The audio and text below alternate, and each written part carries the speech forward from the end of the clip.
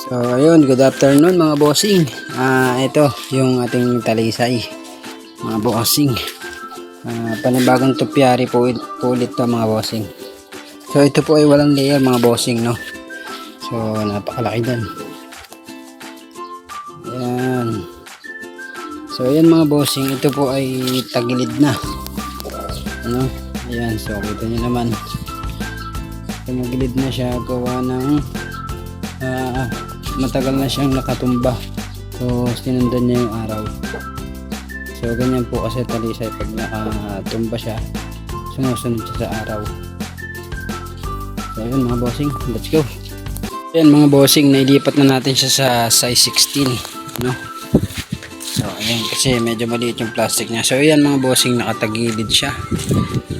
So lalagyan natin ng stock yan, gagawa natin ng paraan. So let's go.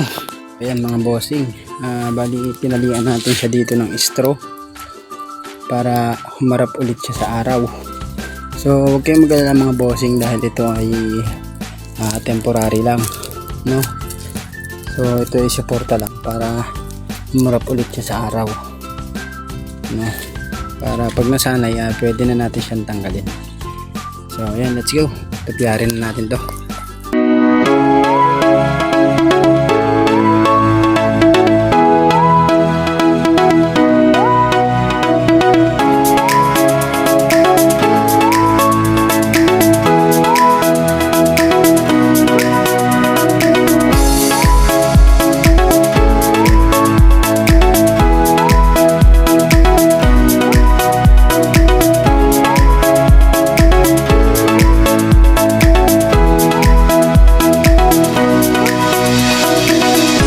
So ayun mga bossing, tapos na, no, yung ating tupyari talisay, African talisay mga bossing.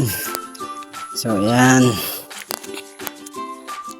So ayan mga bossing, sa mga may gusto ng ganitong klase ng design ng tupyari ng African talisay, so pumunta lang po kayo dito sa Purok 7, Barangay San Isidro, Calauan, Laguna.